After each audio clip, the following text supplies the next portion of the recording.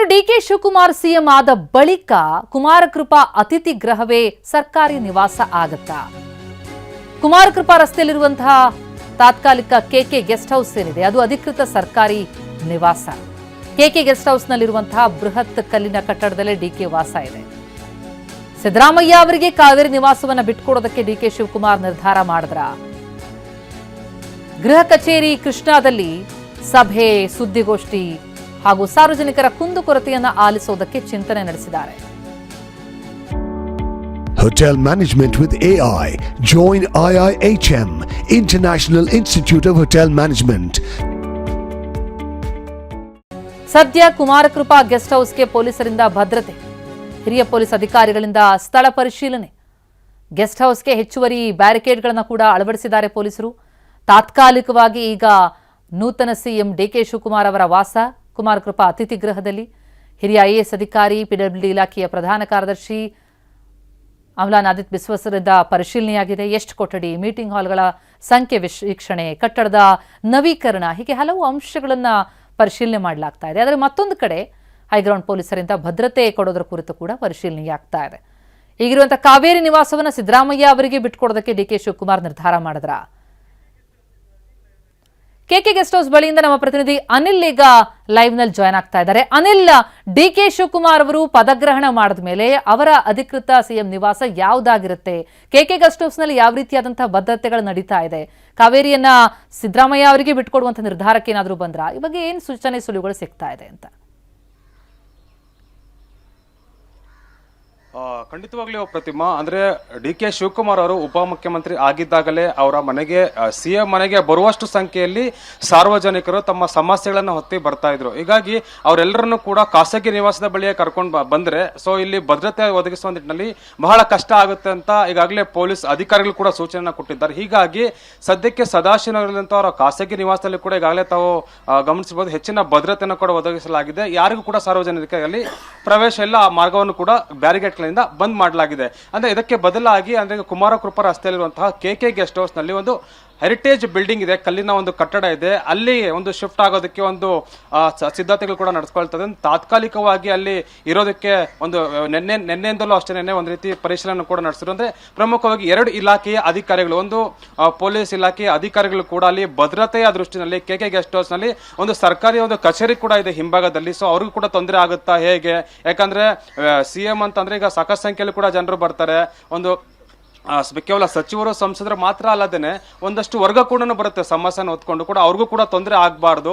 ಅದರ ಜೊತೆಗೆ ಈಗ ಸರ್ಕಾರಿ ಕಚೇರಿ ಇದೆ, ಅಲ್ಲೂ ಕೂಡ ತೊಂದರೆ ಆಗಬಾರ್ದು ಅನ್ನೋ ನಿಟ್ಟಿನಲ್ಲಿ ಕೂಡ ಒಂದು ಭದ್ರತೆಯನ್ನ ಪರಿಶೀಲನೆ ನಡೆಸಿದ್ರೆ. ಮತ್ತೆ ಪಿಡಬ್ಲ್ಯೂಡಿ ಇಲಾಖೆಯಿಂದ ಕೂಡ ಹಿರಿಯ ಅಧಿಕಾರಿಗಳ ತಂಡ ಕೂಡ ನಿನ್ನೆ ಡಿ ಕೆ ಶಿವಕುಮಾರ್ ಅವರು ತಾತ್ಕಾಲಿಕವಾಗಿ ಏನು ಕೆಕೆ ಗೆಸ್ಟ್ ಹೌಸ್ ನ ಕಲ್ಲಿನ ಕಟ್ಟಡದಲ್ಲಿ ಇರ್ತೀನಿ ಅಂತ ಹೇಳಿದ್ರು, ಅದನ್ನೊಂದು ಪರಿಶೀಲನೆ ನಡೆಸೋದು ಕೂಡ ಬಂದಿದ್ರು. ಅಂದ್ರೆ ಸದ್ಯಕ್ಕೆ ಅಲ್ಲಿರುವಂತಹ ಕೊಠಡಿಗಳ ಸಂಖ್ಯೆ ಎಷ್ಟು, ಮತ್ತೆ ಮೀಟಿಂಗ್ ಹಾಲ್ಗಳ ಸಂಖ್ಯೆ ಎಷ್ಟು, ಒಂದ್ ವೇಳೆ ಅಗತ್ಯ ಬಿದ್ರೆ ಅಲ್ಲೇ ಮೀಟಿಂಗ್ ಅನ್ನ ಕೂಡ ನಡೆಸಬೇಕಾಗುತ್ತೆ. ಅಂದ್ರೆ ಹಿರಿಯ ಅಧಿಕಾರಿಗಳ ಜೊತೆ ಈ ಎಲ್ಲಾ ಸಾಧ್ಯತೆಗಳನ್ನು ಕೂಡ ತೆಗೆದುಕೊಂಡು ಒಂದು ಬ್ಲೂ ಪ್ರಿಂಟ್ ಅನ್ನ ತೆಗೆದುಕೊಂಡು ಡಿ ಕೆ ಶಿವಕುಮಾರ್ ಅವರಿಗೆ ಒಂದು ಮಾಹಿತಿಯನ್ನು ಕೂಡ ರವಾನೆ ಮಾಡಿದ್ದಾರೆ. ಸದ್ಯಕ್ಕೆ ಅಲ್ಲಿನ ಭದ್ರತೆ ಒದಗಿಸೋದಕ್ಕೆ ಕಷ್ಟ ಸಾಧ್ಯನಾ, ಮತ್ತೆ ಹೆಚ್ಚುವರಿ ಕೊಠಡಿಗಳು ಕೊಡೋದಕ್ಕೆ ಆಗುತ್ತಾ, ಮತ್ತೆ ಏನಾದ್ರು ನವೀಕರಣ ಮಾಡೋದಕ್ಕಾದ್ರೆ ಎಲ್ಲೆಲ್ಲ ನವೀಕರಣ ಮಾಡಬಹುದು, ಈಗ ಸಂಪೂರ್ಣ ಮಾಹಿತಿಯನ್ನ ಕೂಡ ಈಗ ಅಧಿಕಾರಿಗಳು ಕಲೆ ಹಾಕೊಂಡು ಡಿ ಕೆ ಶಿವಕುಮಾರ್ ಅವರು ಕೊಟ್ಟಿದ್ದಾರೆ. ಮತ್ತೊಂದು ಆಯಾಮದಲ್ಲಿ ನಾವು ಗಮನಿಸೋದಾದ್ರೆ ಈಗ ಮುಖ್ಯಮಂತ್ರಿ ಆದರೂ ಸರ್ವೇ ಸಾಮಾನ್ಯವಾಗಿ ಅಂದ್ರೆ ಸರ್ಕಾರ ನೀಡುವಂತಹ ಒಂದು ಕಾವೇರಿ ನಿವಾಸದಲ್ಲಿ ಇರಬೇಕಾಗುತ್ತೆ. ಆದ್ರೆ ಸದ್ಯಕ್ಕೆ ಈಗ ಕಾವೇರಿ ನಿವಾಸದಲ್ಲಿ ಸಿದ್ದರಾಮಯ್ಯ ಉಳ್ಕೊಂಡಿದ್ದಾರೆ. ಈಗಾಗಲೇ ಅವರು ಸಿಎಂ ಸ್ಥಾನಕ್ಕೆ ರಾಜೀನಾಮೆ ಕೊಟ್ಟು ಮುಖ್ಯಮಂತ್ರಿಯ ಪಟ್ಟಕ್ಕೆ ಡಿ ಕೆ ಶಿವಕುಮಾರ್ ಇರಿಸೋದಕ್ಕೆ ಮುಂದಾಗಿದ್ದಾರೆ. ಈ ಒಂದು ಸಂದರ್ಭದಲ್ಲಿ ಕಾವೇರಿ ನಿವಾಸವನ್ನು ಕೂಡ ಅವರಿಂದ ಕಸಿದುಕೊಂಡ್ರೆ ಇದು ಗಾಯದ ಮೇಲೆ ಬರೆಳೆದಂತ ಆಗುತ್ತೆ ಒಂದು ಮನವರಿಕೆ ಮಾಡಿಕೊಂಡು ಸದ್ಯಕ್ಕೆ ಎಮೋಷನಲ್ ಇರುತ್ತೆ ಆ ಒಂದು ಮನೆಗೆ. ಹೀಗಾಗಿ ತಾನು ಅಧಿಕಾರ ವಹಿಸ್ಕೊಂಡ ಮೇಲೆ ಏಕಾಏಕಿ ಆ ಮನೆಯನ್ನ ಬಿಟ್ಕೊಡಿ ಅಂತ ಕೇಳೋದಕ್ಕೆ ಆಗೋದಿಲ್ಲ, ಒಂದು ಕರ್ಟಸ್ ಇರುತ್ತೆ.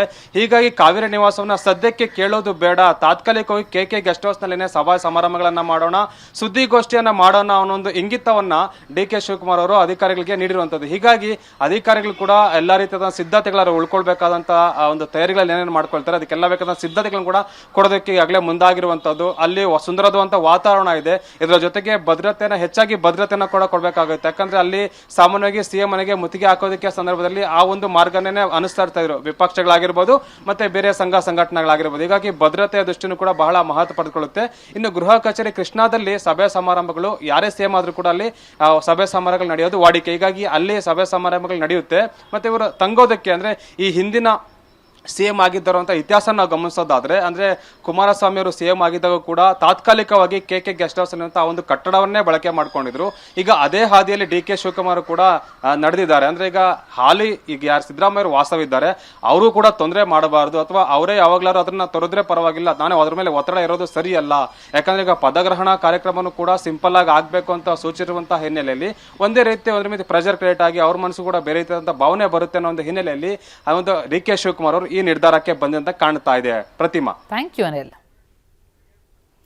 ಇನ್ನು DKಶಿ ಆಪ್ತ ಶಿವಗಂಗಾ ಬಸವರಾಜ್ಗೆ ಸಚಿವ ಸ್ಥಾನ ಕೊಡಿ. ಶಿವಗಂಗಾ ಪರ ತಾವರೆಕೆರೆ ಶಿಲಾಮಠದ ಸ್ವಾಮೀಜಿಗಳು ಮಾಡ್ತಾ ಇರುವಂತಹ ಬ್ಯಾಟಿಂಗ್ ಇದೆ. ದಾವಣಗೆರೆ ಜಿಲ್ಲೆ ಚನ್ನಗಿರಿ ತಾಲೂಕಿನ ತಾವರೆಕೆರೆಯ ಶಿಲಾಮಠ ಚನ್ನಗಿರಿಯಿಂದ ಗೆದ್ದು JH ಪಟೇಲ್ ಮುಖ್ಯಮಂತ್ರಿ ಆಗಿದ್ರು. ನಂತರ ಈ ಕ್ಷೇತ್ರದಿಂದ ಯಾರೊಬ್ಬರು ಕೂಡ ಸಚಿವರೇ ಆಗಿಲ್ಲ. ಈಗ ಯುವಕರಾಗಿರುವಂತಹ ಶಿವಗಂಗಾ ಬಸವರಾಜ್ ಉತ್ಸಾಹಿಗಳಿದ್ದಾರೆ. ಅವರಿಗೆ ಸಚಿವ ಸ್ಥಾನ ನೀಡಬೇಕು ಅನ್ನೋದು ಸ್ವಾಮೀಜಿಗಳ ಆಗ್ರಹ. ಈಗ ಒಂದೊಂದೇ ಆಗ್ರಹಗಳು ಕೇಳಿ ಬರ್ತಾ ಇದೆ, ಲಾಬಿಗಳು ಜೋರಾಗಿದೆ. ಪ್ರಸ್ತುತ ಕಾಂಗ್ರೆಸ್ ಸರ್ಕಾರ ಇದೆ ಮತ್ತು ಚನ್ನಗಿರಿ ಕ್ಷೇತ್ರದಲ್ಲಿ ಬಸವರಾಜ್ ಶಿವಗಂಗಾರ್ ಅವರು ಒಳ್ಳೆಯ ಕೆಲಸಗಳನ್ನು ಮಾಡ್ತಾ ಇದ್ದಾರೆ. ಅವ್ರಿಗೂ ಉತ್ಸಾಹ, ಯುವ ತರುಣ ಮಾಡಬೇಕೆನ್ನುವಂತಹ ಆಸೆ ಆಕಾಂಕ್ಷೆಗಳಿರ್ತಕ್ಕಂಥವರಿಗೆ, ಯುವ ಪ್ರತಿಭೆಗಳಿಗೆ ಅವಕಾಶ ಕೊಟ್ಟರೆ ಇನ್ನೂ ಕೆಲಸಗಳನ್ನು ಸಮಾಜ ಅವರಿಂದ ಸ್ವೀಕಾರ ಮಾಡಬಹುದು ಅನ್ನೋದು ನಮ್ಮ ಅಭಿಪ್ರಾಯ.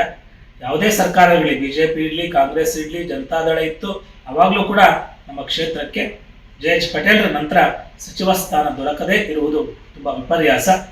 ಆ ಒಂದು ಕೊರತೆಯನ್ನ ನಮ್ಮ ಕ್ಷೇತ್ರಕ್ಕೆ ಸರಿದೂಗಿಸುವಂಥ ಕೆಲಸವನ್ನ ಪ್ರಸ್ತುತ DK ಶಿವಕುಮಾರ್ ಅವರಿಗೆ ಆಶಾವಾದಿಯಾಗಿದ್ದಾರೆ. ಅವರ ಒಂದು ಸಾರಥ್ಯದಲ್ಲಿ ಚನ್ನಗಿರಿ ಕ್ಷೇತ್ರಕ್ಕೆ ಒಳ್ಳೆಯ ಸ್ಥಾನಮಾನಗಳನ್ನ ಕೊಟ್ಟು ಮುನ್ನಡೆಸುವಂತ ಕೆಲಸಗಳಿಗೆ ಅವಕಾಶ ಕೊಡಲಿ ಅಂತ ಶುಭವನ್ನು ಹಾರೈಸ್ತಾ ಇದ್ದೇವೆ. ಇದು ನಮ್ಮ ಮಾತಲ್ಲ, ಇಡೀ ನಮ್ಮ ಸಮಾಜದ, ನಮ್ಮ ಸಂಸ್ಕೃತಿ ಪರಂಪರೆಯನ್ನು ಆಚರಣೆ ಮಾಡುವಂತ ಎಲ್ಲ ರೈತರ ಮತ್ತು ಮುಖಂಡರುಗಳ ಮಾತನ್ನ ನಿಮ್ಮೆಲ್ಲರ ಮುಂದೆ ಹಂಚಿಕೊಳ್ತಾ ಇದ್ದೇವೆ.